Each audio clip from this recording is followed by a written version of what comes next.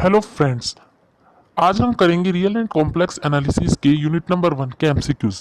आपको पता ही है कि ऑनलाइन और ऑफलाइन एग्जाम में एमसीक्यू आने हैं, तो इसलिए हमने सारे यूनिट्स के एमसीक्यूज तैयार करे हैं। एमसीक्यूज के हिसाब से हमने कुछ पॉइंट्स डाले हैं इस वीडियो में पीडीएफ के थ्रू कि अगर हम उन पॉइंट्स को अच्छे से स्टडी कर लेंगे तो हमारे सारे एमसीक्यूज अच्छे से कवर हो जाएंगे। और यूनिट नंबर 1 में रियल एंड कॉम्प्लेक्स एनालिसिस के कुल 3 चैप्टर है, जिसमें से पहला चैप्टर है जैकोबियंस का। तो आज हम जैकोबियन का पहला चैप्टर, जैकोबियन है पहला चैप्टर, उसके पॉइंट्स जो है अच्छे से स्टडी कर लेते हैं। इस पूरे वीडियो में हम तीनों चैप्टर को ही कवर करेंगे। तो पहला पॉइंट हमारा डेफिनेशन का ही है। जैकोबियन की डेफिनेशन क्या है? डेफिनेशन ये है कि if u and v are functions of two independent variables x and y possessing first order partial derivative with respect to x and y, then the determinant curl u by curl x, curl u by curl y, curl v by curl x, curl v by curl y is called Jacobian of u and v with respect to x and y। तो इससे आप क्या समझे कि इसमें से कैसे MCQ निकल सकता है? इसमें से एमसीक्यू ऐसे निकल सकता है कि u एंड v फंक्शंस है किसके? दो इंडिपेंडेंट वेरिएबल के, और वो दो इंडिपेंडेंट वेरिएबल कौन से हैं? x and y। इतना तो आपको दे दिया जाएगा। पोजेस करते हैं क्या? डैश छोड़ सकते हैं partial derivative with respect to x and y. कौन सा ऑर्डर का derivative? First order, second order, third order, fourth order? Option ठीक होगा फर्स्ट ऑर्डर का। तो ऐसे एमसीक्यू आ सकता है। देन द डिटर्मिनेंट, जो डिटर्मिनेंट को हम क्या बोलेंगे? जैकोबियन किसका? u एंड v का with respect to x and y।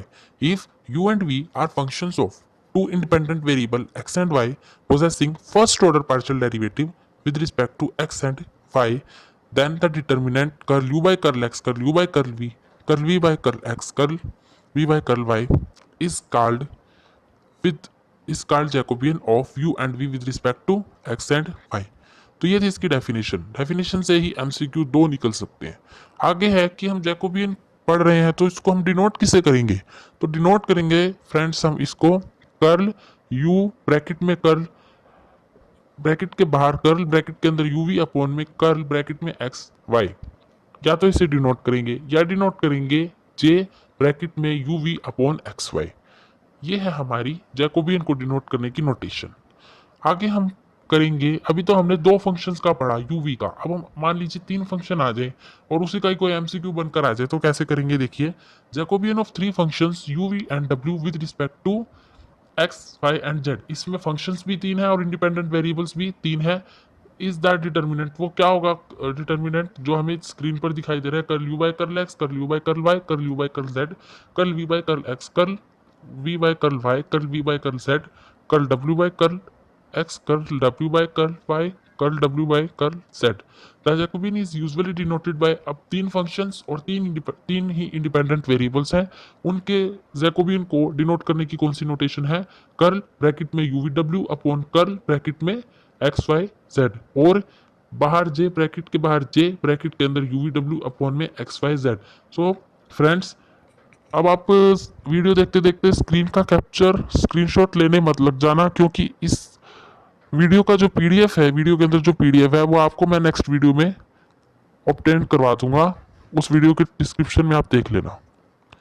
तो ये थी हमारी नोटेशन तीन फंक्शंस और तीन इंडिपेंडेंट वेरिएबल्स के जैकोबियन की। अब बात करते हैं कि n ही फंक्शन हो और n नंबर ऑफ फंक्शंस हो और n number of independent variables हो, तो उसका जैकोबियन क्या होगा? Jacobian of n functions like u1 u2 से लेकर un तक of n independent variables x1 x2 से लेकर n तक xn तक, then the determinant is curl u1 by curl x1, curl u1 by curl x2 dash dash dash, curl u1 by curl xn। ऐसे ही फिर हम नीचे आएंगे, curl u2 by curl x1, curl u2 by curl x2 dash dash dash, curl up to curl u2 by curl xn। फिर ये कहाँ तक चलता रहेगा? Curl un upon curl ux curl xn, curl un upon curl x2, curl un upon curl xn, curl un upon curl x1 sorry. तो ये यहाँ तक चलता रहेगा, और ये जो है n number of independent variables and n number of functions के लिए है। और इसकी क्या नोटेशन होगी? वैसे आपको मैं बता दूं, एमसीक्यू में इस तरह का तो आएगा नहीं डिटर्मिनेंट, लेकिन आपको समझाने के लिए ये पॉइंट डालना जरूरी था, और इसी से आपको नोटेशन का पता चलता है जो कि नोटेशन आएगी। नोटेशन क्या बनती है जैकोबियन को डिनोट करने की? कर्ल u1 से लेकर कर्ल un अपॉन में कर्ल x1 से लेकर कर्ल xn तक। सॉरी कर्ल x1 से लेकर xn तक। और अगर दूसरी नोटेशन देखें तो इसकी क्या है, ब्रैकेट के बाहर j, ब्रैकेट के अंदर u1 u2 से लेकर un तक, अपॉन में x1 x2 से लेकर xn तक। ये है जैकोबियन को डिनोट करने की नोटेशन n नंबर ऑफ अगर फंक्शंस और n number of independent variables हो। आगे है if number of independent variable is greater than number of functions. इसका क्या मतलब है कि फंक्शंस तो लिमिटेड हो, मान लो फंक्शन सिर्फ दो हैं, कंसीडर कर लो दो ही फंक्शन है, u है और एक v है, लेकिन नंबर ऑफ इंडिपेंडेंट वेरिएबल्स ज्यादा है फंक्शन से। कौन कौन कौन से अब वेरिएबल हो गए, अब तीन वेरिएबल हो गए। f इसमें कौन से, u किसके इक्वल दे रखा है, f x y z, और v किसके इक्वल दे रखा है, v function g x y z के। तो here u and v are the functions and x y z are different variables. Then इनको हम कैसे डिनोट करेंगे, इनका जैकोबियन होगा वो ये होगा, पहले तो होगा curl u v upon curl x y, फिर curl u v upon curl y z, curl u v upon curl x z x. ये होगा जैकोबियन किसका, अगर number of independent variable greater than हो नंबर ऑफ फंक्शन के। क्या होंगे Jacobian, curl u v by curl x y, curl u v by curl y z, curl u v by curl z x. Next point है if the functions u1 u2 से लेकर un तक are of the form, किस form में हो, u1 equal to में f1 x1, u2 equal to में f2 x1 x2, un equal to में fn x1 x2 से लेकर xn तक। मतलब अगर फंक्शन एक है तो फर्स्ट फंक्शन में एक इंडिपेंडेंट वेरिएबल है, सेकंड फंक्शन में दो इंडिपेंडेंट वेरिएबल है, और अगर n तक चलता है फंक्शन तो उसमें n number of independent variable है। तो उसका जैकोबियन क्या होगा, अगर नंबर ऑफ फंक्शन के साथ साथ नंबर ऑफ वेरिएबल भी बढ़े तो उसमें होगा जैकोबियन कर्ल u1 u2 से लेकर कर्ल un तक अपॉन में कर्ल x1 x2 से लेकर कर्ल xn तक। ये तो वेरी सिंपल है, इसका जैकोबियन उसकी तरह ही दिख रहा है। और इसको जब हम इसको हम कैसे लिख सकते हैं, और ये इसके इक्वल आ जाएगा curl u1 upon curl x1 curl u2 upon curl x2 multiply में अप टू मल्टीप्लाई होता जाएगा curl u1 upon curl xn तक। इसका एमसीक्यू जरूर आएगा क्योंकि वो इसके आगे कर्ल u1 u2 से लेकर कर्ल un तक अपॉन में इसके आगे डैश छोड़ देंगे वो। ठीक है फ्रेंड्स, इसके आगे अगर डैश छोड़ दें तो हम क्या लिखेंगे, हम ये लिखेंगे, हम इस पर टिक लगाएंगे ये ऑप्शन पर, curl u1 upon curl x1 curl u multiply curl u2 upon curl x2 dash dash dash curl un upon curl xn। ठीक है, आगे है chain rule for Jacobian. Chain rule क्या कहता है, if u and v are functions of two independent variables, इसमें दो ही फंक्शन है, दो ही वेरिएबल है x and y, which are themselves, और x और y भी क्या है, फंक्शन है किस दो इंडिपेंडेंट वेरिएबल के, r एंड s। ये चेन बनती जा रही है, मतलब u और v फंक्शन हो गए x और y इंडिपेंडेंट वेरिएबल के, और x और y इंडिपेंडेंट वेरिएबल जो है वो भी फंक्शन हो गए r और s के हो गए। तो उनका जैकोबियन क्या होगा, उनका जैकोबियन होगा curl uv upon curl r S. मतलब डायरेक्टली देखें तो curl uv upon curl r S जो होगा वो जैकोबियन होगा, और वो किसके इक्वल होगा, curl uv upon curl x y. क्योंकि देखा जाए तो कर्ल uv किसका जो फंक्शन है, किसका फंक्शन है, एक्स और वाई इंडिपेंडेंट वेरिएबल का, तो उसका जैकोबियन क्या होता है, कर्ल uv अपॉन में कर्ल एक्स वाई। अब उसको मल्टीप्लाई देंगे किसके साथ, अब एक्स और वाई किसका फंक्शन है, आर और एस के इंडिपेंडेंट वेरिएबल के, तो कर्ल uv बाय में curl x y multiply curl x y by curl r s. तो ये इसके इक्वल आ जाएगा, कट जाएंगे कर्ल एक्स वाई और कर्ल एक्स वाई आपस में, तो बच क्या जाएगा curl uv upon curl r s. इसी तरह से अगर दो फंक्शन ना होकर तीन फंक्शन हो जाए uv w और आर एस टी, मतलब uv w जो है वो इंडिपेंडेंट वेरिएबल, मतलब uv w फंक्शन हो किस इंडिपेंडेंट वेरिएबल का, एक्स वाई जेड का, और एक्स वाई जेड फंक्शन हो किस इंडिपेंडेंट वेरिएबल का, आर एस टी का, तो उसकी जो जैकोबियन होगा वो ये होगा curl uv w upon curl r s t और curl uv w upon curl x Y z multiply curl x Y z upon में curl r s t. Similarly यही है, आगे देखें 8 पॉइंट में क्या है, इफ u इक्वल टू में एफ एक्स वाई, यू किसका फंक्शन है, एक्स और वाई का, v किसका फंक्शन है, वो भी एक्स और वाई का, are functions of x and y. ठीक है, and if the inverse function, अगर इनवर्स फंक्शन हो x इक्वल टू में phi u v and y equal to में सही यूवी। इसका मतलब क्या है कि यू फंक्शन है एक्स और वाई का, और एक्स और वाई किसका फंक्शन है, यूवी का, तो उसका क्या होगा, जैकोबियन। तो उसका जैकोबियन ही होगा। हमें पता चला पहली लाइन से कि यूवी फंक्शन है किसका, एक्स और वाई का, तो उसका जैकोबियन हम कैसे लिखेंगे, कर्ल यूवी अपॉन में कर्ल एक्स वाई, क्योंकि यू भी फंक्शन है दो इंडिपेंडेंट वेरिएबल के एक्स और वाई के, उसका जैकोबियन हो गया। अब हम जैकोबियन का अगर चेन रूल देखें तो मल्टीप्लाई करनी पड़ती है, मल्टीप्लाई करेंगे। अब कर्ल एक्स वाई किसका फंक्शन है, इनवर्स है ना, तो कर्ल एक्स वाई फंक्शन किसका है, यूवी का। तो अगले ही पॉइंट मतलब अगले ही लिखेंगे मल्टीप्लाई में curl x y upon curl u v, तो आपस में दोनों ही अपॉन वाले हो गए, curl u v upon curl x y multiply curl x y upon curl y, दोनों कट के वन आंसर आ जाएगा। सो ये मोस्ट इंपॉर्टेंट एमसीक्यू ऐसा आएगा। हमें कंडीशन दे दी जाएगी, इफ यू इक्वल टू में F x y, v equal to में g x y are functions of x and y, and if the inverse function x equal to में this and y equal to में this exist करे, तो then there Jacobian are, वो 1 2 3 4 कुछ दे देंगे, तो हमें पता होना चाहिए कि उसका 1 होगा, सॉल्व करने की जरूरत ही नहीं पड़ेगी। 9th पॉइंट है, if u v upon curl u v upon curl x y not equal to में 0 हो, then curl u v upon curl x y किसके इक्वल हो जाएगा, 1 अपॉन में curl x y upon curl u v. इस एक ही बात है, मतलब ये 1 के इक्वल होगा, होगा ना 1 के इक्वल, मतलब दोनों इक्वल ही है। इसको हम curl u v upon curl x y को हम 1 अपॉन में curl x y upon curl u v लिख सकते हैं, अगर curl u v upon curl x y not equal to 0 हो। 10th पॉइंट है, if there are m functions हो किसके, एन इंडिपेंडेंट वेरिएबल्स के। अब फंक्शंस एम है, इंडिपेंडेंट वेरिएबल्स एन है, और कंडीशन ये दे दी कि फंक्शन जो है वो ग्रेटर देन है इंडिपेंडेंट वेरिएबल के, मतलब एम ग्रेटर देन है एन के, then these m functions are functionally dependent, वो डिपेंडेंट होंगे इन जनरल। ये हमें बात याद रखनी है, if there are m functions of n independent variables and m greater than n, ये कंडीशन दे देगा, then these functions are generally क्या होंगे, डिपेंडेंट और इंडिपेंडेंट, वो ऐसे पूछ लेगा, तो हमें किस पर क्लिक करना होगा, डिपेंडेंट पर, डिपेंडेंट होंगे जनरली।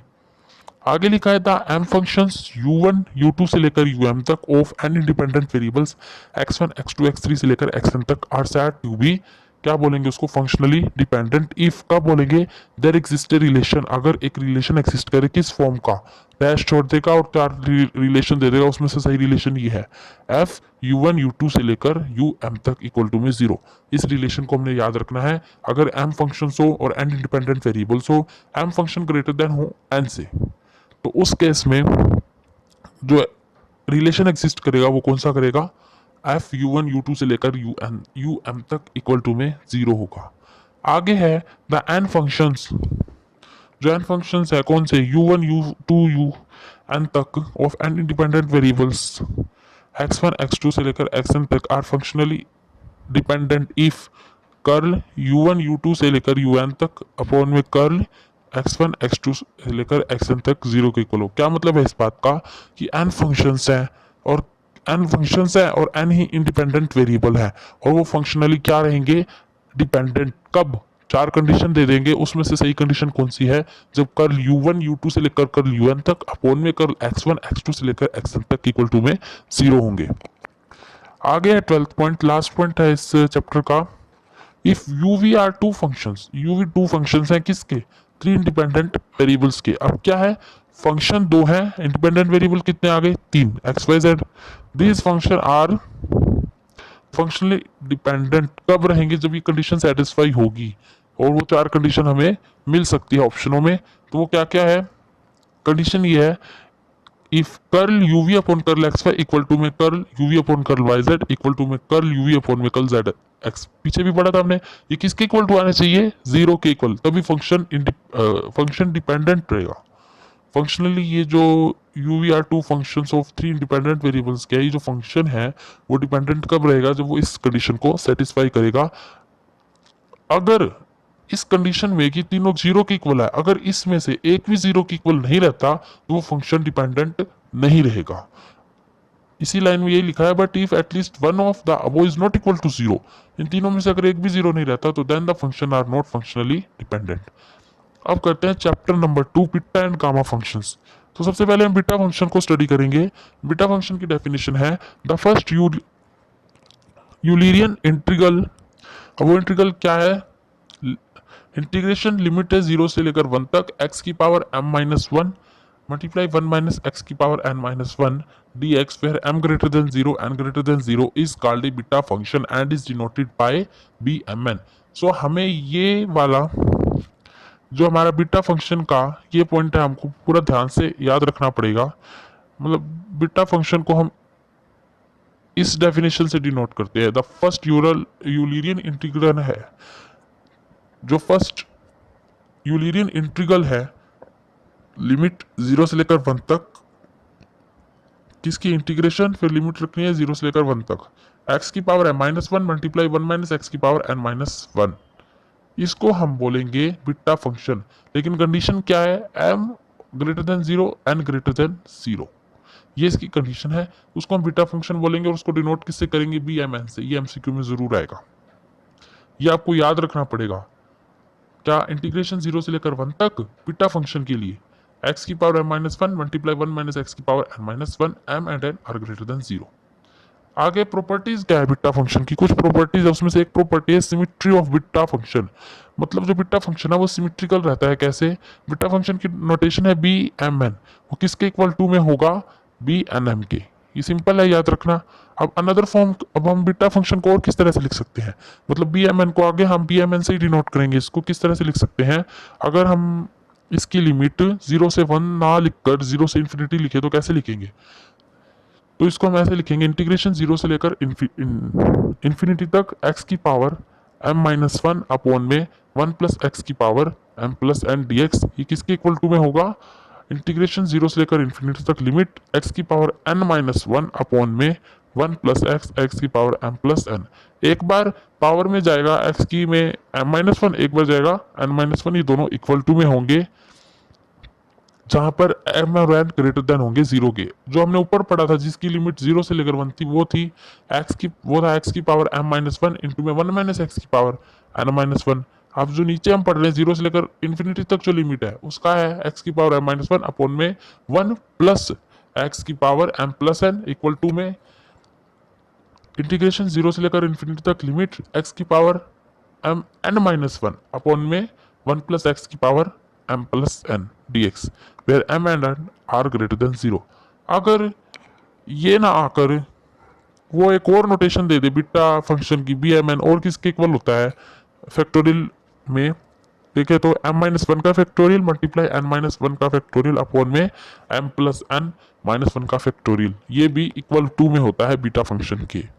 तो ये भी एमसीक्यू में आ सकता है, पूछ ले B m n equal to में डैश दे दे और 4 इस तरीके के हमको दे दे। मतलब या तो ऐसे भी हो सकता है चारों हमको ये दे दे, एक ये भी दे दे फैक्टोरियल वाला, ठीक है। एक ऑप्शन में हमको ये मिल जाए जो हमने अभी किया कर इंटीग्रेशन 0 से लेकर इन्फिनिटी तक एक्स की पावर m-1 अपॉन में 1 प्लस एक्स की पावर m प्लस n, और एक हमको ये मिल जाए 0 से लेकर 1 तक का, और फिर नीचे option they they fourth all of the above. तो हम ऑल ऑफ द अबव को क्लिक कर सकते हैं कि दोनों ठीक है। तो हमें सारे ही याद रखने पड़ेंगे। फैक्टोरियल में कौन सा है? m-1 का फैक्टोरियल मल्टीप्लाई n-1 का फैक्टोरियल अपॉन में m प्लस n-1 का फैक्टोरियल, और m और n ग्रेटर देन 0 होनी चाहिए, मतलब पॉजिटिव इंटीजर्स होनी चाहिए। और ऊपर हमने थर्ड पॉइंट में कौन सा पढ़ा था? B m n equal to में इंटीग्रेशन 0 से लेकर इन्फिनिटी तक x की पावर m-1 अपॉन में 1 प्लस एक्स की power m plus n dx equal to में इंटीग्रेशन 0 से लेकर इन्फिनिटी तक x की पावर n-1 अपॉन में 1 प्लस एक्स की power m plus n dx where m and n are greater than 0। आगे है gamma function. Beta function complete हो गया, गामा फंक्शन को देखते हैं। गामा फंक्शन क्या कहता है? द सेकंड यूलर इंटीग्रल, जो सेकंड यूलियन इंटीग्रल है कौन सा? 0 से लेकर इन्फिनिटी तक e की पावर माइनस एक्स इंटू में x की power n-1 dx where n greater than 0 is called a gamma function and is denoted by gamma n। ये इसकी नोटेशन है, और ये किसके इक्वल टू में हो जाएगा? 0 से लेकर इन्फिनिटी तक e की power minus x multiply x की power n-1 dx for all n greater than 0। इसका एक एग्जांपल ले लेते हैं। एग्जांपल हमको देता है 0 से लेकर इन्फिनिटी तक, और पूछ रखा है x की पावर 6 और e की पावर माइनस एक्स किसके इक्वल टू में होगा। तो इसका गामा फंक्शन क्या होगा? तो इसका गामा फंक्शन रहेगा, गामा n लिख रहे हैं ना, तो इधर देखिए इस फॉर्मूले में जो गामा फंक्शन का है e की पावर माइनस एक्स, e की पावर माइनस एक्स, एक्स क्या हो गया मतलब यहाँ पर x यहाँ पर नहीं दे रखा, लेकिन x की पावर क्या है n माइनस वन, हमें तो n का पता लगाना है, तो n कैसे पता लगेगा, x की पावर क्या है n माइनस वन, और यहाँ पर x की पावर कितनी है 6, मतलब कि एक कम होगा, 6 तब आया जब एक कम हुआ, मतलब 7 होगा, तो 7 क्या होगी n की वैल्यू, तो हमारा क्या आ जाएगा आंसर गामा 7। तो इसको हमें याद रखना पड़ेगा फॉर्मूले को, इंटीग्रेशन 0 से लेकर इन्फिनिटी तक e की पावर माइनस एक्स और x की पावर n माइनस वन। हमें सिर्फ ये चेक करना है कि x के ऊपर कौन सी पावर है, उसमें से एक और बढ़ा के हम लिख देंगे n की वैल्यू, क्योंकि इसमें अगर हम n की वैल्यू 7 रखते हैं और माइनस वन करेंगे तो 6 ही आएगा, इसीलिए हम प्लस करके लिखेंगे n की वैल्यू लिखनी हो तो। आगे है recurrence formula for gamma function, वो कौन कौन सा है, दो इसकी कंडीशंस हैं, अगर n ग्रेटर देन जीरो हो और कोई भी रियल नंबर हो देन गामा n किसके इक्वल होगा n minus one gamma n minus one के। लेकिन अगर n ग्रेटर देन जीरो हो, रियल नंबर ना हो, अगर इंटीजर हो, इसमें ये नहीं कहा रियल नंबर ना हो, इंटीजर हो, then gamma n equal to में n minus one gamma n minus one. ये तो इतनी चीज लिख ली, इसको हम किसके इक्वल लिख सकते हैं n माइनस वन का फैक्टोरियल सिर्फ तब लिख सकते हैं जब इंटीजर हो, तो हमें ये वाली कंडीशंस याद रखनी पड़ेगी। एग्जांपल ले लिया, गामा 4 की वैल्यू क्या आएगी, गामा 4 को हमने डिनोट करना है, सिंपल हम ये फॉर्मूला लगाएंगे n माइनस वन का फैक्टोरियल, मतलब 4 माइनस वन का फैक्टोरियल 3 का फैक्टोरियल, 3 का फैक्टोरियल क्या होता है 6, तो यही आंसर है। A most important relation between beta and gamma function, simply आ जाएगा question, relation between beta and gamma function is dash, चार ऑप्शन मिल जाएंगे, उसमें से ठीक ऑप्शन कौन सा होगा, b m n equal to में gamma n multiply gamma n upon में गामा एन प्लस में एम, या फिर m plus n, where m greater than zero n greater than zero. दोबारा देख लीजिए, relation between beta and gamma function is b m n equal to में gamma m multiply gamma n upon में gamma m plus n, और m n n are greater than zero. Eighth point है हमारा कि gamma one by two की value क्या होती है पाई, ये हमें एज इट इज याद रखनी पड़ेगी, और इंटीग्रेशन जीरो से लेकर पाई बाई टू आ जाए, साइन की पावर पी एक्स कोस की पावर क्यू एक्स, और p ग्रेटर देन क्या कंडीशन है minus one, q greater than minus one, इसकी वैल्यू क्या रहेगी, इसकी वैल्यू हमें याद रखनी पड़ेगी one by two gamma p plus one by two multiply gamma q plus one by two upon में gamma p plus one by two upon में, मतलब प्लस में q plus one by two. ये थोड़ा सा डिफिकल्ट है, लेकिन इसको याद करने का तरीका आप यहाँ से देख सकते हैं, ये रिलेशन से, रिलेशन क्या था गामा एन अपॉन में गामा एम प्लस एन। अब इसमें लगा लो कि p plus one by to है m और q plus one by to क्या है n, तो बस सिंपल उसी फॉर्मूले में लगा और आगे हाफ लिख दो पाई बाई टू का, pi by sorry one by two multiply क्या फॉर्मूला बनेगा one by two multiply gamma p plus one by two gamma p Q plus one by two multiply में हो गए अपॉन में gamma p plus one by two plus Q plus one by two. ये किसका answer है, अगर हमसे ये पूछ लिया जाए कि जीरो से लेकर पाई बाई टू तक लिमिट है, इंटीग्रेशन ऑफ जीरो से लेकर pi by two sine p x cos q x, p greater than minus one और q greater than minus one, ये हमको यू का यू याद रखना पड़ेगा। आगे है gamma m multiply gamma m plus one by two किसके इक्वल होगा, इसको हम मल्टीप्लिकेशन फॉर्मूला बोलते हैं, तो ये इसके इक्वल होगा रूट पाई अपॉन में टू की power two m minus one और गामा टू एम। ये हमको एज इट इज रट्टा लगाना पड़ेगा इसका, क्योंकि इसका प्रूफ तो अब हम यहाँ पर शो करेंगे नहीं, क्योंकि एमसीक्यू में तो हमें डायरेक्ट आंसर देना है, तो इतना टाइम भी नहीं होगा कि हम सोल्व करके देखने लग जाए। तो इसका आंसर आएगा gamma m multiply gamma m plus one by two का रूट पाई अपॉन में टू की power two m plus one sorry two m minus one multiply gamma two M.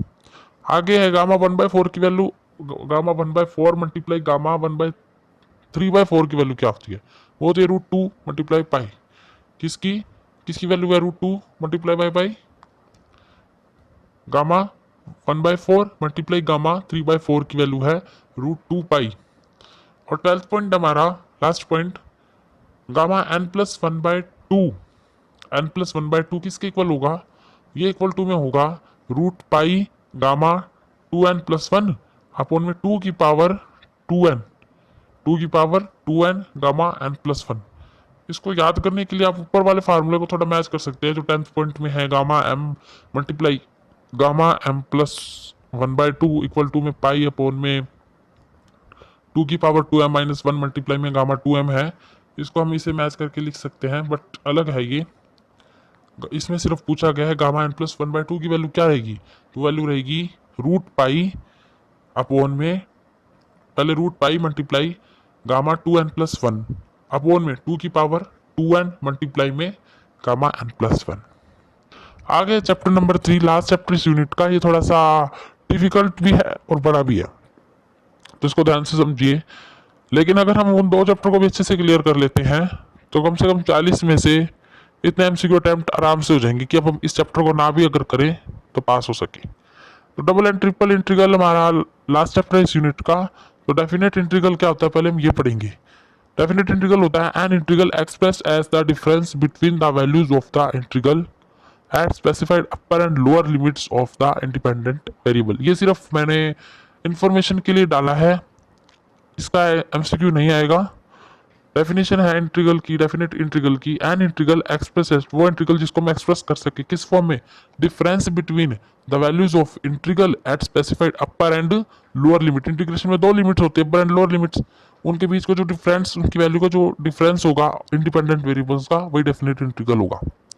अब बात करते हैं डबल इंटीग्रल क्या होता है। The definite integral can be extended to functions of more than one variable. तो डेफिनेट इंटीग्रल होता है, इसलिए मैंने डेफिनेट इंटीग्रल की डेफिनेशन बताई थी कि आपको पता चल जाए यहाँ पर।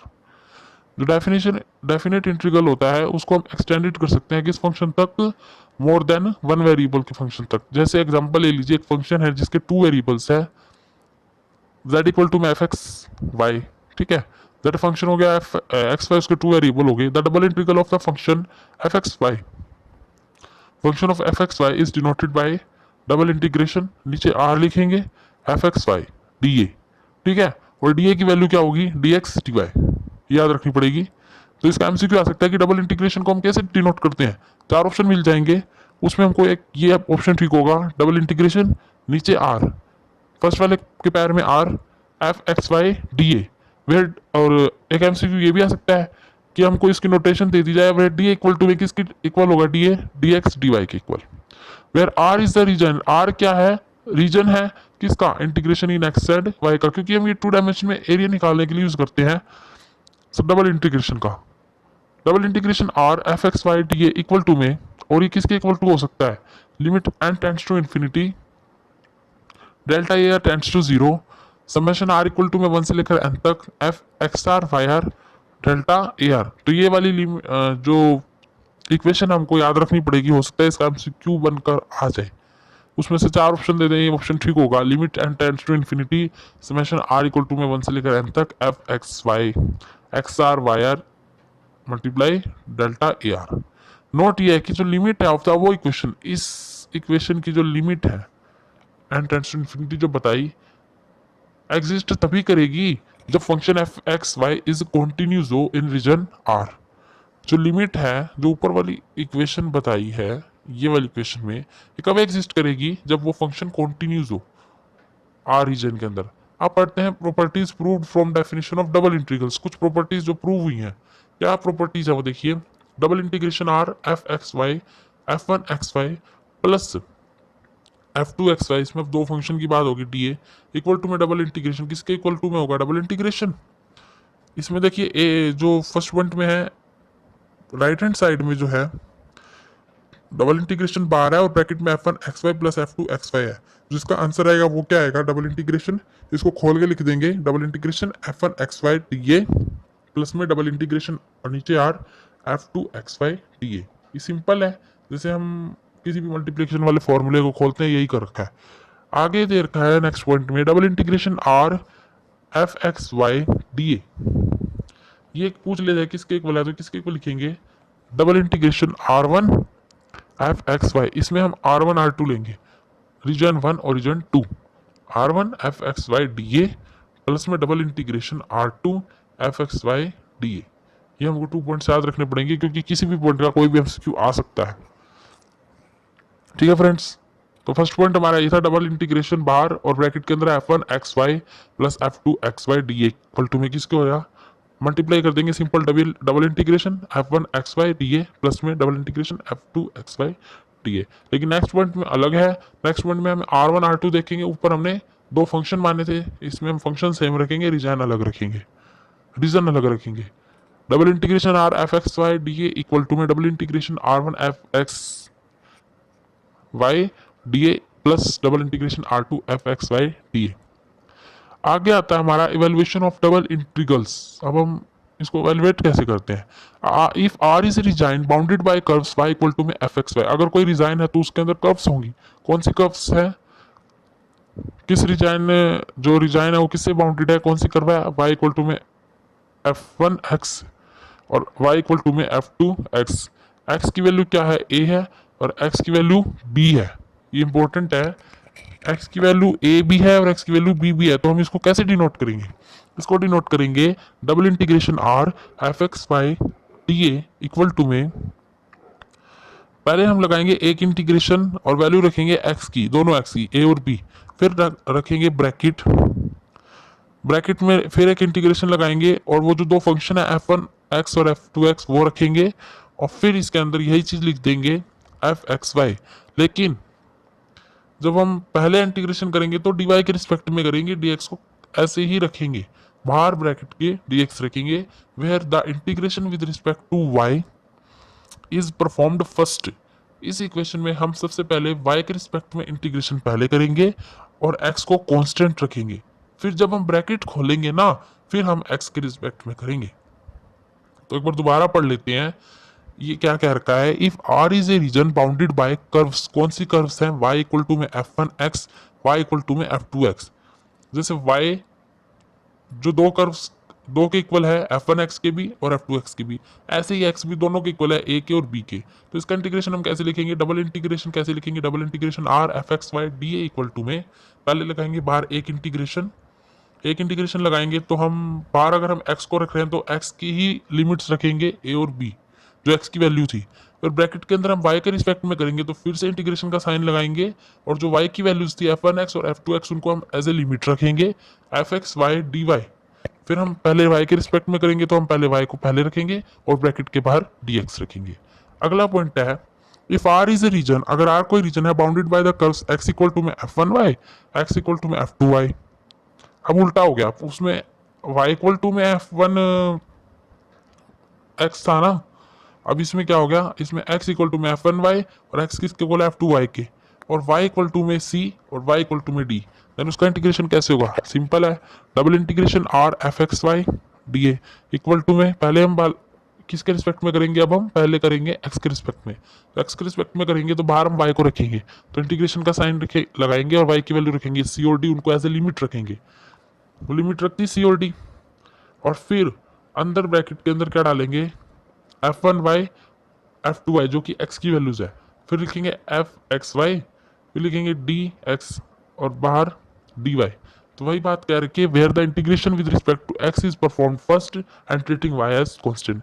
ये सिमिलरली ऊपर वाले जैसे है, बस कंफ्यूज नहीं होना, और हो सकता है कि दोनों ही आ जाए, इस तरह से पूछ लें हम कंफ्यूज हो जाए और गलत आंसर दे दें। तो हमें ध्यान रखना है कि अगर x को एज ए फंक्शन ट्रीट करा जा रहा है, अगर x की वैल्यू f1y है, f2y है और y की वैल्यू सिंपल c और d है, तो हम तो ट्रीट करेंगे पहले x का पहले करेंगे डेरिवेट इंटीग्रेशन और बाद में करेंगे इंटीग्रेशन y के रिस्पेक्ट में। तो पहले हम कांस्टेंट फर्स्ट इंटीग्रेशन में करेंगे हम कांस्टेंट y को, और सेकंड इंटीग्रेशन में उसी के रिस्पेक्ट में कर देंगे। और ऊपर वाले में क्या था, y की वैल्यू थी f1x और f2x, तो उसके केस में हम क्या करेंगे, फर्स्ट इंटीग्रेशन करेंगे y के रिस्पेक्ट में और सेकंड इंटीग्रेशन करेंगे x के रिस्पेक्ट में। आगे if the region of integration is bounded by two curves, then we consider it bounded by curves y equal to में f1x, y equal to में f2x, x equal to में a और x equal to में b। वही वाली बात है जो हमने कौन से पॉइंट में पढ़ी थी, फोर्थ पॉइंट में, ये देखिए वही बात यहीं पे कह रखी है।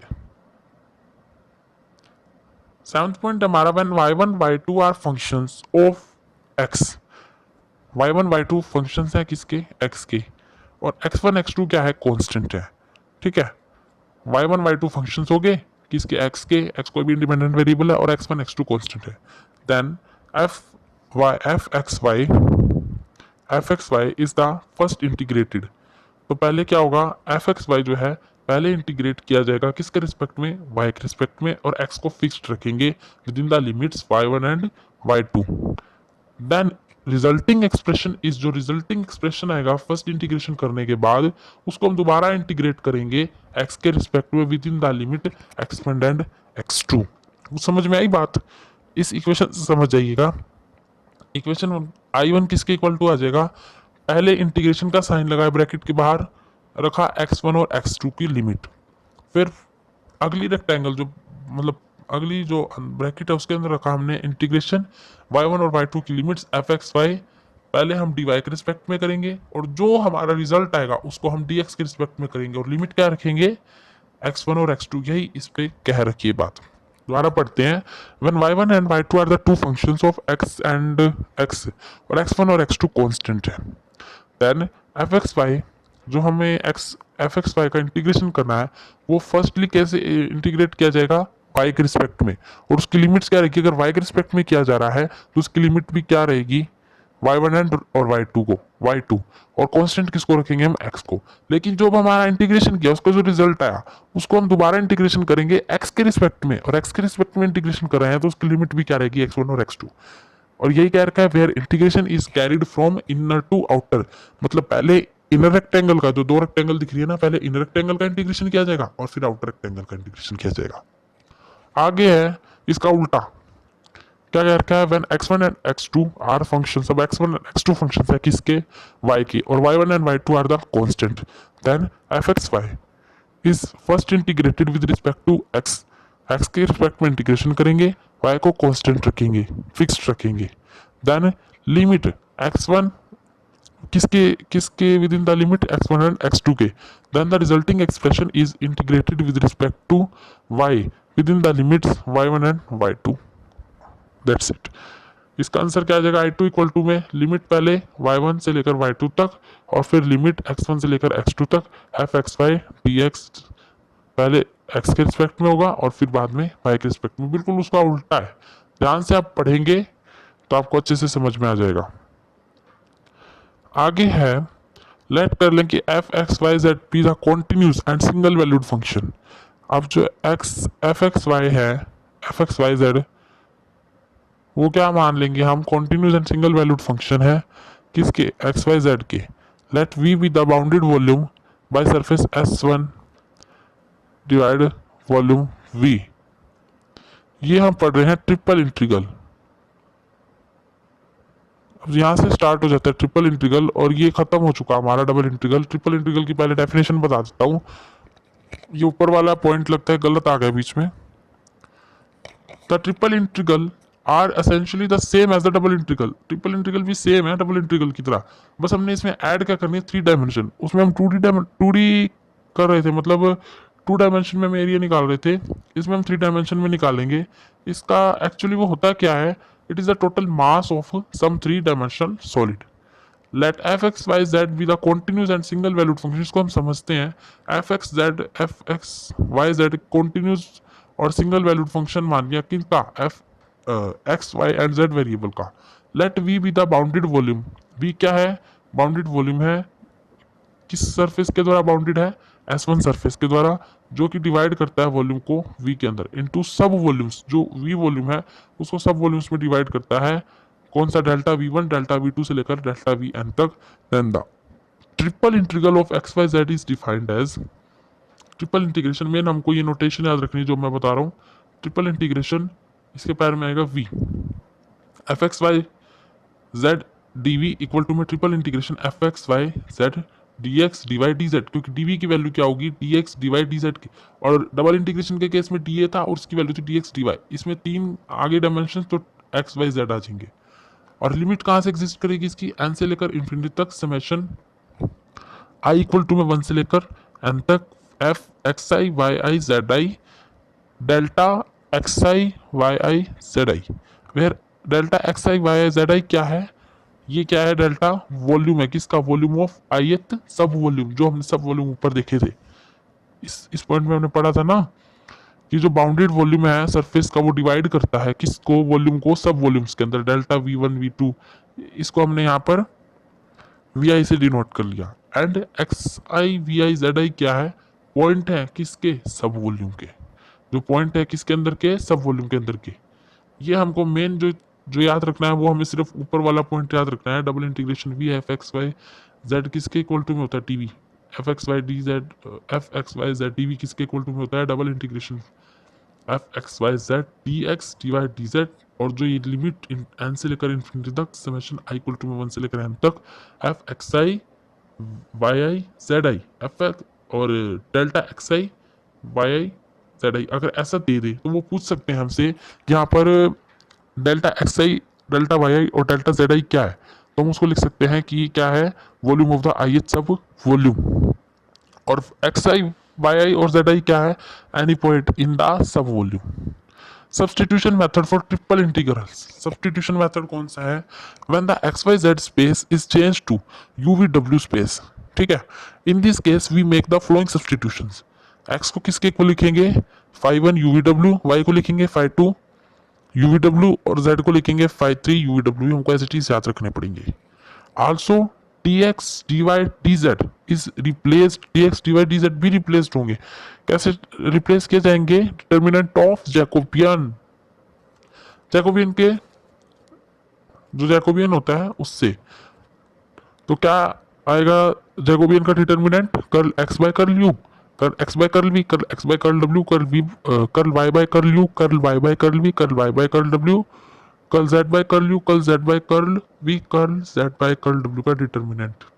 और दोबारा पढ़ते हैं, when the X Y Z space is change हो जाए यू वी डब्ल्यू स्पेस के अंदर, in this case we make the following substitution, ये एज इट इज याद रखने पड़ेंगे, एक्स इक्वल टू में फाइव वन यू वी डब्ल्यू, वाई इक्वल टू में five two you V W और जेड इक्वल टू में five three you V W, और वो d x D Y D z replace हो जाएंगे जैकोबियन के डिटर्मिनेंट के,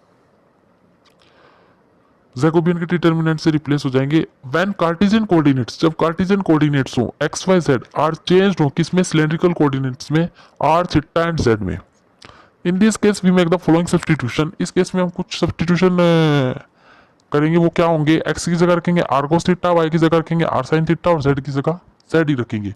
और यहाँ पर जे की वैल्यू क्या होती है, जैकोबियन की आर होती है, ये हमने सॉल्व करके नहीं दिखाया लेकिन हमें इस केस में याद रखना पड़ेगा, सीधा एमसीक्यू आएगा कि when Cartesian coordinates x Y Z are change to cylindrical coordinates r theta z, then what is the value of j, तो क्या रह जाएगी आर। और इस केस में हम क्या सब्सटीट्यूशन रख सकते हैं, एक्स इक्वल टू में r cos theta, y equal to में r sine theta, z equal to में जेड।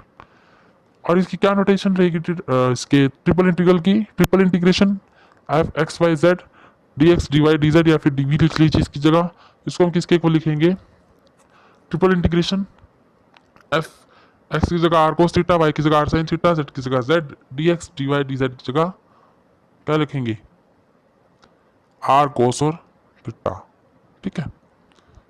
आगे देखिए,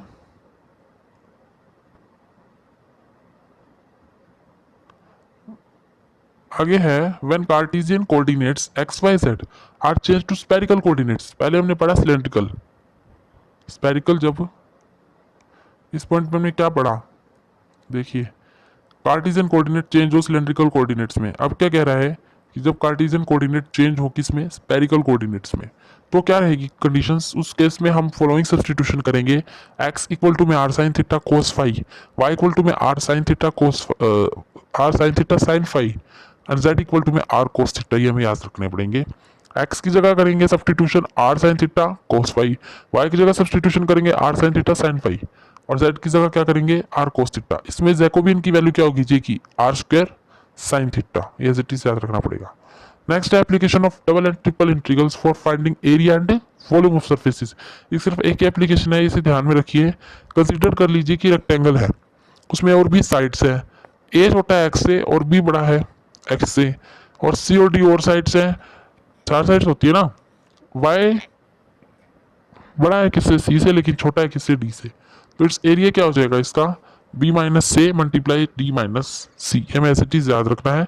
और इसका वॉल्यूम क्या होगा, triple integration 1 multiply D x D Y D Z, क्योंकि हम ट्रिपल इंटीग्रेशन का यूज भी वॉल्यूम निकालने के लिए करते हैं। क्योंकि मान लो पर्टिकुलर शेप्स है उनका तो हमें फॉर्मूला पता है, जैसे सिलेंडर का है, रेक्टेंगल का है, सर्कल का है, इनका वॉल्यूम मतलब स्पेयर का है, इनका वॉल्यूम हमें कैसे निकालना है। कोई भी क्यूबॉइड का, सॉरी रेक्टेंगल का तो नहीं, क्यूबॉइड है, क्यूब है, सिलेंडर है, इन सब का वॉल्यूम हमें पता है कैसे निकालना है फॉर्मूला। लेकिन अगर कोई भी किसी दो रीजन के बीच में कर्व आ जाए, उल्टी सीधी कैसी भी, तो उनके लिए हम इस इंटीग्रल का यूज करते हैं। अब बात करते हैं एरिया ऑफ द एलिप्स क्या होता है, हमें पता ही है, एक्स स्क्वायर बाय में ए स्क्वायर प्लस में वाई स्क्वायर बाय में बी स्क्वायर इक्वल टू में 1। अगर नॉलेज के लिए हो सकता है एमसीक्यू आ भी जाए। बात करते हैं डायरलिस्ट इंटीग्रल की।